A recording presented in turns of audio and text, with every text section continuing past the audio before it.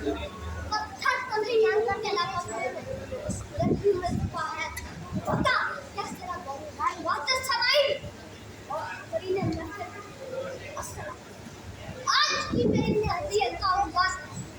14 अगस्त और 14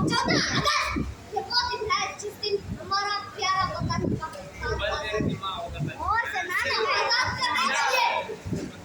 वतन को आजाद करने के लिए कई लोगों ने हमारे बुजुर्ग जिन्होंने अपने कुर्बान जमीनें कुर्बान कर दी अली जवान वो पाए चॉकलेट बच्चों से अलग हो वो बच्चे जो यतीम हो गए और कुर्बानियां दी गई इस वतन को आजाद करने के लिए तब हमारा वतन पाकिस्तान आजाद हो ये हमारा प्यारा हम सब मिलकर ये आज करता है ये आज का दिन 14 अगस्त का दिन वो दिन है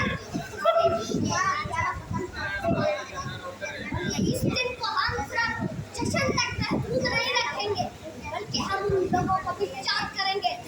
जिन लोगों ने वतन की खातिर बहुत सी कुर्बानियां वतन की खातिर अपनी जानें कुर्बान कर दी यानी वो कुर्बान कर दी अपनी जानें अली बकार हमने सबको मिलकर